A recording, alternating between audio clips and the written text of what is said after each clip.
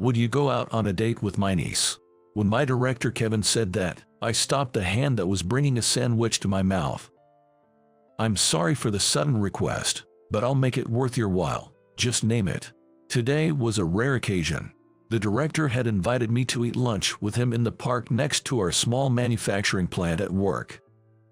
I had a feeling he wanted to talk about something, but I never imagined it would be a date invitation. And he was even offering a reward. Honestly, I couldn't quite grasp what he meant and found myself asking again without thinking. A date, you say? The idea of a date was foreign to me, a guy who hasn't had much to do with women for over 30 years. And the person in question was a relative of my workplace director, which was an odd situation to say the least. Why on earth would you ask me to do something like that? Well, you see, you don't have a brother or cousin who looks just like you, do you? No, I don't have anyone like that. It's just that I showed my niece a picture of you and she said you were her first love. Remember that photo from when the union members went camping? I cooked up some great camp food, and I showed her the photo from then. You were in that picture, right? That's when she blushed and said, "That's the guy I first fell for," and now she says she wants to meet you. I couldn't believe it. I had no idea who it could be from my past. But what's with this convenient story that sounds like a drama? I'm just as surprised as you are. The director gave a wry smile in response to my words. My name's Michael. I'm 33 years old. I'm just an unremarkable, single guy who's never been much of a hit with the ladies, working as a rank-and-file employee at a small-town manufacturing factory. For some reason, the other day, I was picked to be the date for my director's niece. And let me tell you about this girl. She's drop-dead gorgeous. I let out a big sigh as I stared at her picture on my cell phone. Her name's Emily. She's apparently a college student turning 20 this year. To think that I could go on a date with such a pretty girl. And to be invited by her.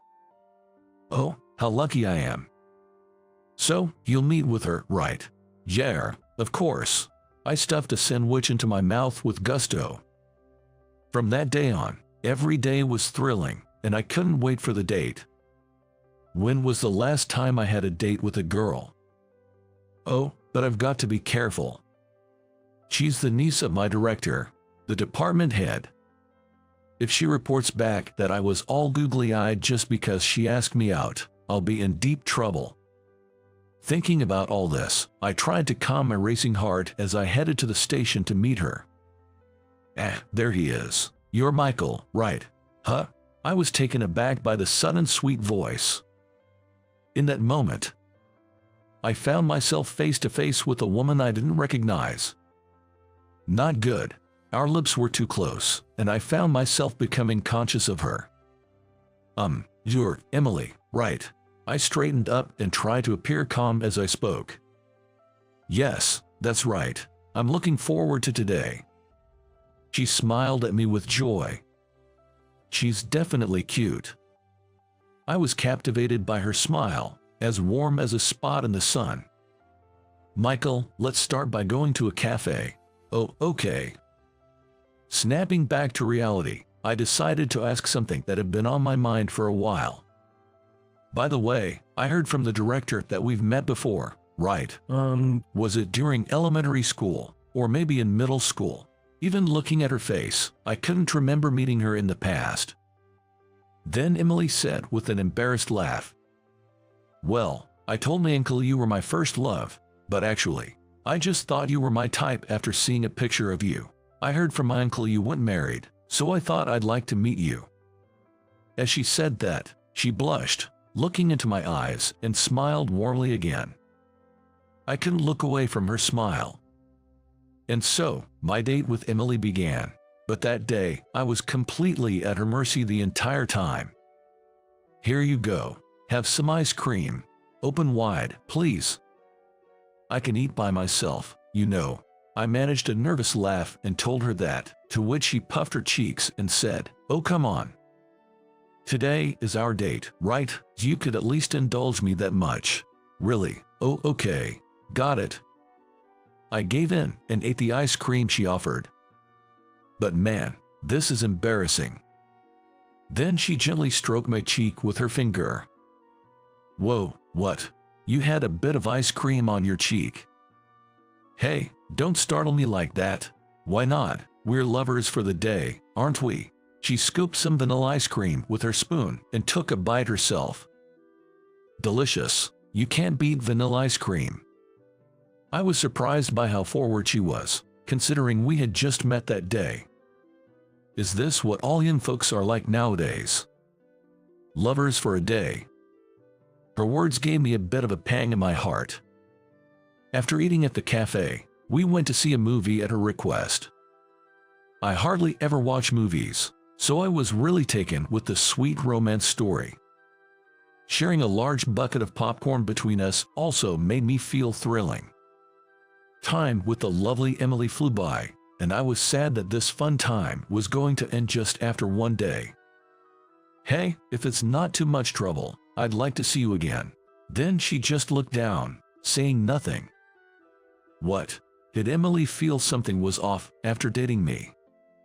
Of course, that would make sense. If there's more than a decade age difference, it wouldn't be strange to have a generation gap in many areas. She would probably feel some discomfort too. While I was lost in thought, she dropped a bombshell. I might disappear soon. What do you mean? I asked, bewildered. She then looked down and slowly started to speak. I'm sick. I have a heart condition I was born with. I might not be around much longer. I could only widen my eyes in shock at her words. She then told me what was happening to her. I've had this heart condition since I was born, and the doctors said I need a transplant to live a longer life. There's talk about going abroad for the surgery. It's terrifying. As she said this, tears welled up in her eyes. Apparently, she had been dealing with this heart condition since she was young and was told by doctors that she needed an organ transplant. Even though a transplant should give her a chance at a healthy life, she seemed afraid and hesitant about it. Surgery isn't always 100% successful, you know. That thought alone is terrifying. Tears began to spill from her eyes. I gently took her hand in mine. It's gonna be okay. You'll find a great doctor who'll take good care of you. You'll get better and come back to us. I looked straight into her eyes as I reassured her. This feels like old times. What do you mean, like old times? I asked, puzzled. You probably don't remember, do you? The little girl you comforted in the hospital. Hearing this, I frantically searched my memories for a clue. Wait a minute. I had a hunch based on what she said. It was an incident from decades ago. My mom was ill and hospitalized, and I used to visit the hospital daily.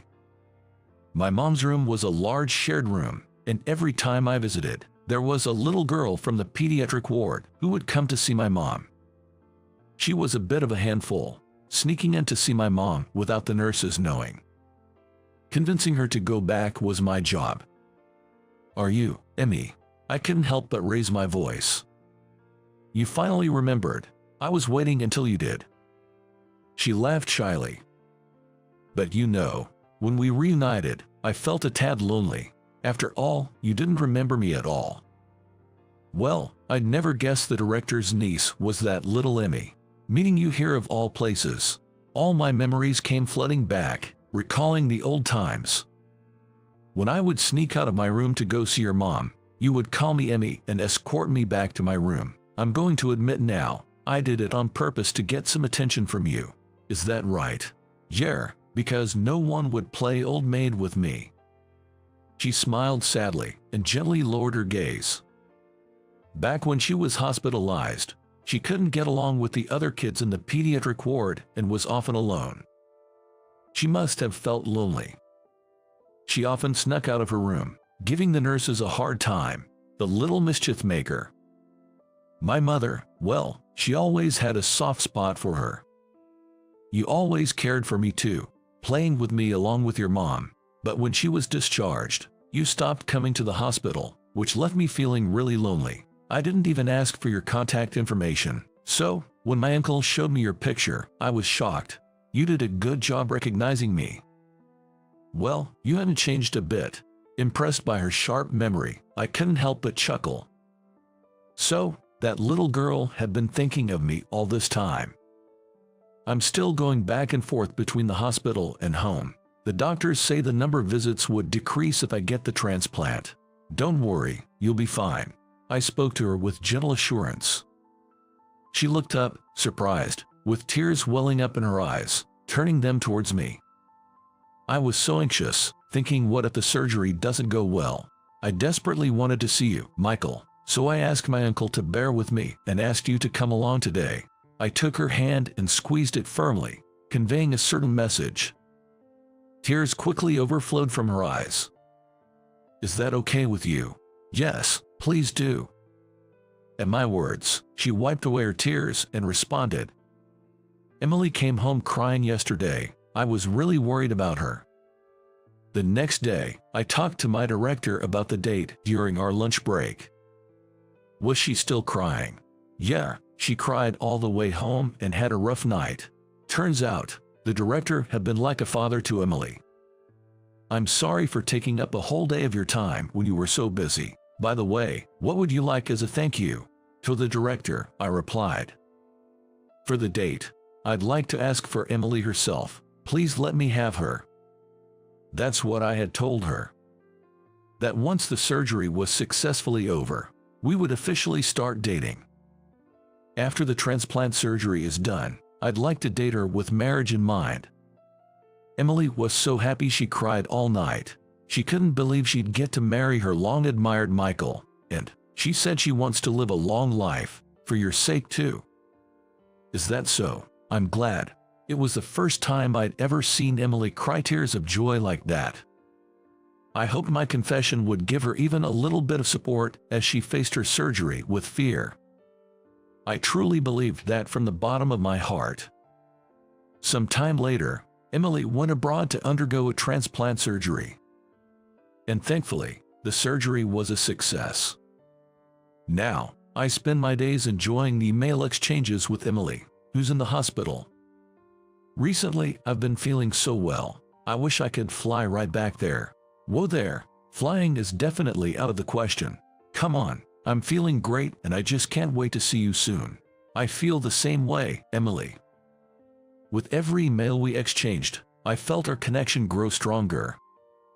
I couldn't wait for Emily to come back. I wanted to hold her in my arms again soon. And then, a few months after her trip, Emily safely returned to the States. "I'm home, Michael. Welcome back, Emily." I smiled gently and held my dear girl close. Thump, thump. Her new heart was beating strongly. That's the sound of Emily being alive. My beloved is alive and well. "Emily, there's something I want to give you. This. Let's get married." "Yes." Emily smiled through her tears and said yes. And on her finger, I placed an engagement ring.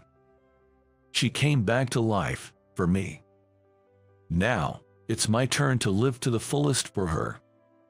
I vowed that in my heart. On my way back from law school, I saw businessmen buzzing at the station platform. Despite their visible fatigue, they seemed to be brimming with a sense of fulfillment. Just a few years ago, I was in their shoes, but now I'm a struggling student, continuously battling the bar exam. Feeling out of place, I hurried away. "My name is James, I'm 30. I used to be a corporate guy at a major company.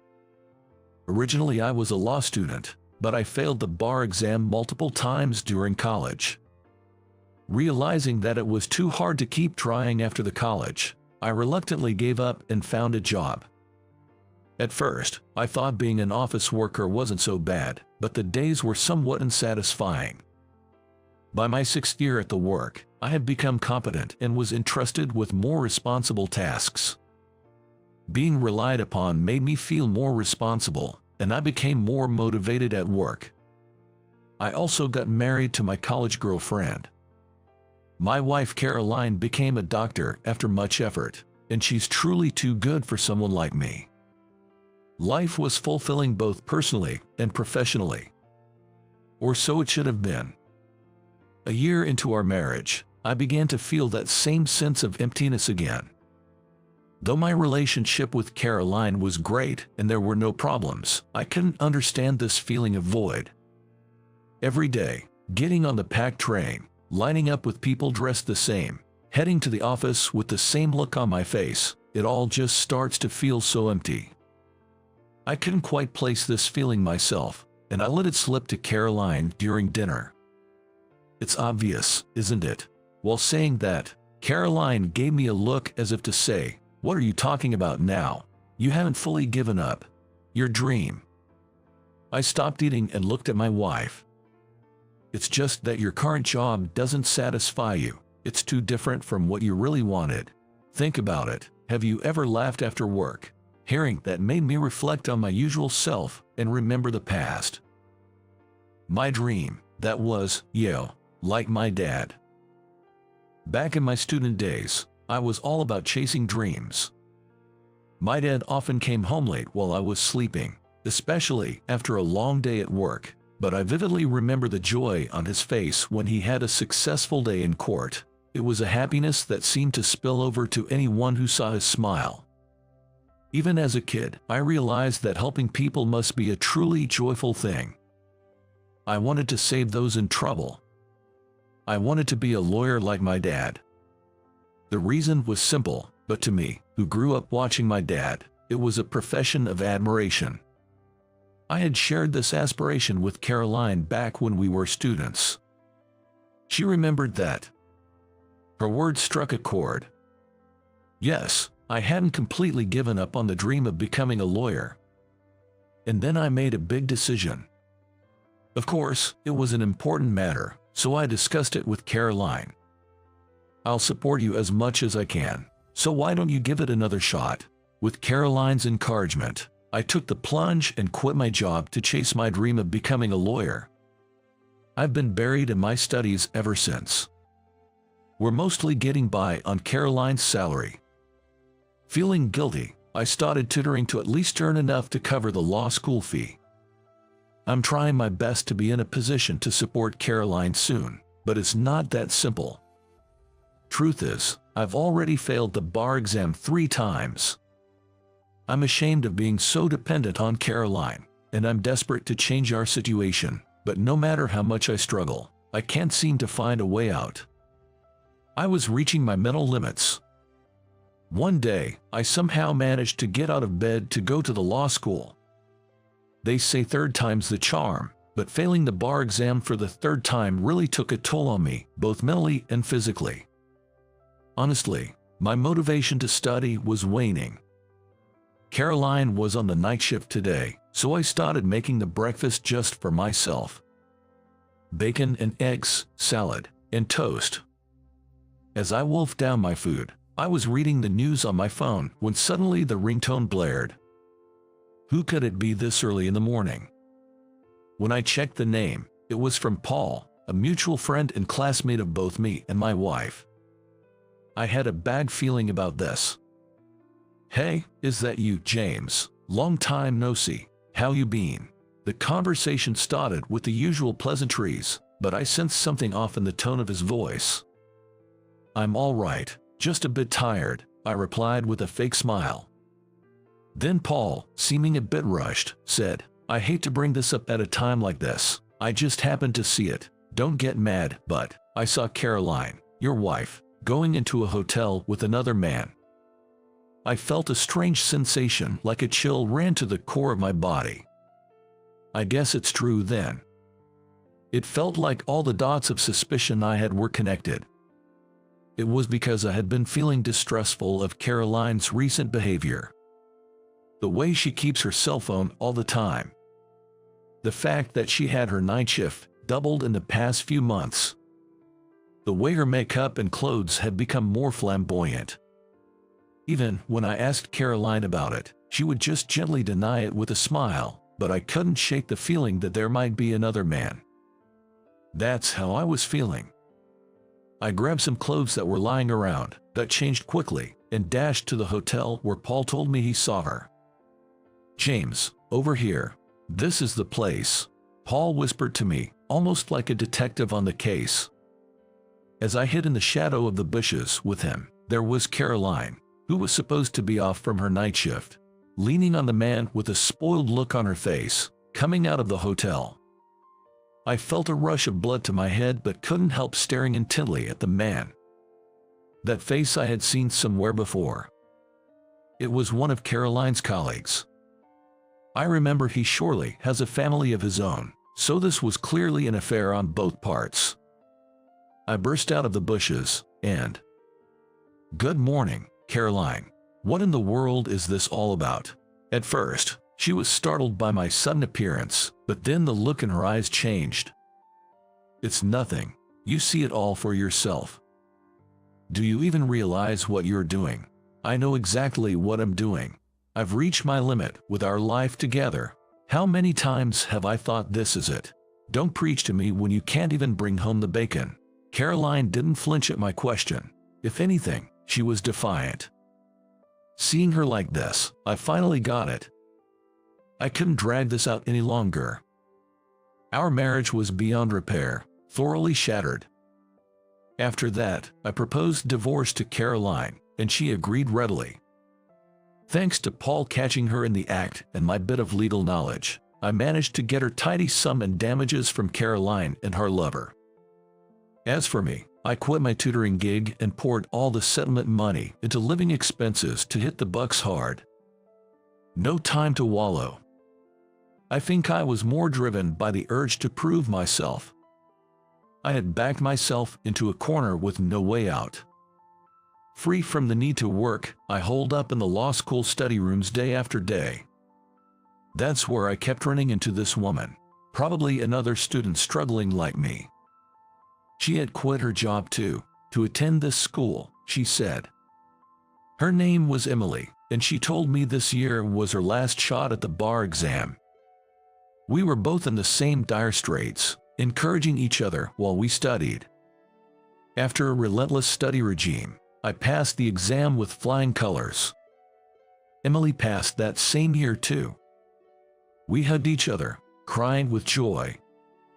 Since neither of us had anyone to celebrate our passing with, I invited her to dinner and said let's celebrate together. She gladly accepted, saying, "I'd love to." Honestly, it wasn't just about wanting to celebrate. It hadn't been long since my divorce, and after all, I had been going to the law school just to study. Normally, you'd think it would be inappropriate to feel this way.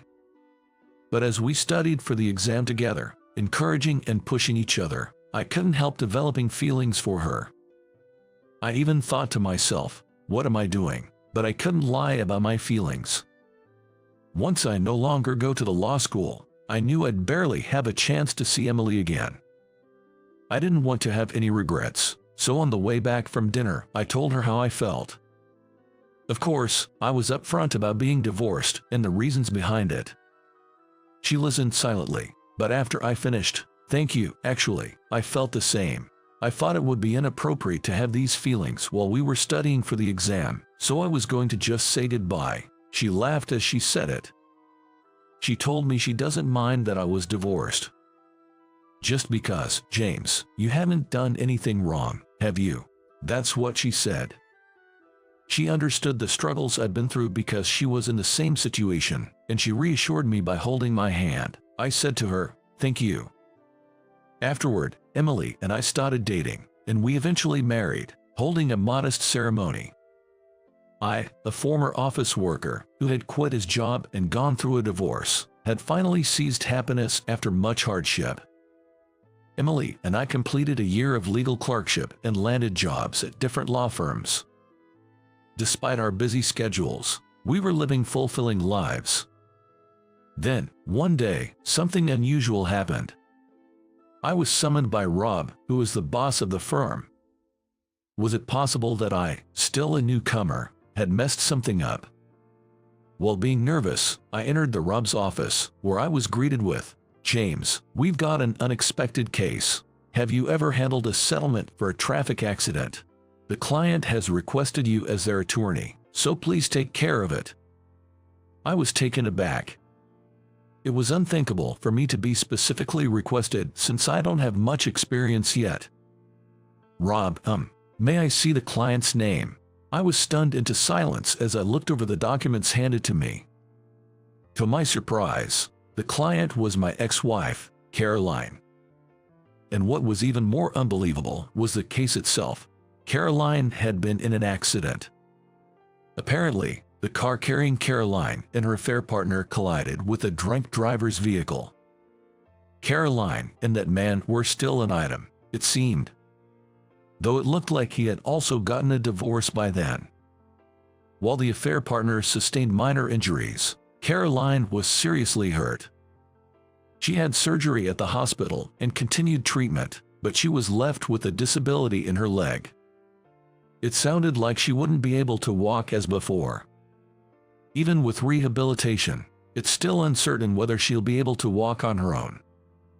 And the affair partner, a doctor, took no responsibility and started keeping his distance from Caroline. To make matters worse, the drunk driver's car was uninsured, not covered by liability or voluntary insurance. That's why Caroline, the victim, had to negotiate with the perpetrator. And she turned to our office for help. As I listened to Rob explain, I struggled to hide my astonishment and turmoil. I couldn't bring myself to forgive Caroline, who had cheated on me and left me with harsh words. I asked Rob to wait for a response and excused myself. Yet, I couldn't deny that another feeling was sprouting amidst the anger.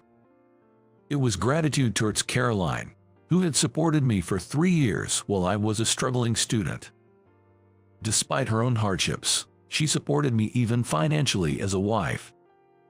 Now, when I was no longer useless, I felt I could repay the favor, so I decided to take on the role of her attorney. Later, Caroline came to my office. "James, I'm ashamed to look you in the face. The person I was back then was truly arrogant. I think it's come back to bite me, not just hurting you but his family as well. I know sorry doesn't cut it, but I am truly sorry. It was really tough, wasn't it? I've finally become a lawyer, and now I think it's my turn to give back to you. I'll put aside our past feelings and do my best as a lawyer to help you reintegrate into society." I did my utmost to encourage my client Caroline as her lawyer. It was both a way to repay and atone to my ex-wife, whom I couldn't protect before.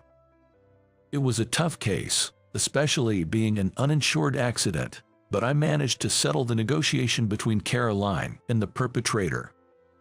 Of course, I also claimed damages from the affair partner. Caroline was forced into a long hospital stay, but I made sure she was compensated for the hospital bills and lost wages while she was out of work. Just like I had hit rock bottom once, Caroline now faced a significant adversity. But helping each other out as ex-spouses, I believe, will become a great asset in our lives moving forward. I could feel my resentment towards the old Caroline slowly clearing. And then, 6 months later, the cherry blossoms began to bloom and the cold winter was over. In this joyous season, painted pink everywhere, Caroline managed to return to work, walking with a cane after a hard rehabilitation. The day before her return to work, she visited my law office. "I really owe you a lot for this time. I'm going to try to live seriously again. I had completely forgotten why I wanted to become a doctor. You keep up the good work too, James, and be a good lawyer." With tears in her eyes, Caroline thanked me, and I truly felt blessed to be in the legal profession. Maybe if I had stayed an office worker, Caroline and I would never have parted ways. But it was through the experience of divorce that I was able to meet Emily, a strong partner. Life is really unpredictable. As I pondered these things, I watched Caroline leave, knowing we would probably never meet again. By helping my ex-wife Caroline return to work, I was able to let go of the regrets from our marriage. After the case wrapped up, I told everything to my wife, Emily. She was happy by hearing it. Later, After Emily went to work, I was cleaning the house. While cleaning around Emily's desk, the vacuum cleaner bumped into it, and some documents fell to the floor. As I picked them up one by one, I was startled by one document in particular. It was Caroline's accident report. My eyes widened in shock. What on earth was this about? It was clearly the same document I had been given by Rob. My documents were in my office desk, so this wasn't mine. Curiosity got the better of me, and as soon as Emily returned home, I pressed her for an explanation. I'm sorry for keeping silent. The truth is, Caroline had first come to the law firm I work at to ask for help. It turns out that, by some coincidence, Caroline had initially sought to ask the law firm where Emily worked. In a strange twist of fate, Emily ended up being assigned to Caroline's case. But as she listened to the consultation, she realized that Caroline was the ex-wife I had divorced. She might have had a hunch from the name, but she decided to explain the situation honestly to Caroline. And then Emily, believing that I would surely resolve the issue, directed Caroline to my office. I'm really sorry for keeping this from you, but you did a great job, and Caroline was truly grateful for your help, Emily said with a gentle smile. I was deeply moved by her magnanimity and her continued kindness towards my ex-wife, Caroline. I've made many mistakes and faced many setbacks, but I vowed to myself to always protect the smile of the woman in front of me. And with that, I made a firm promise to myself.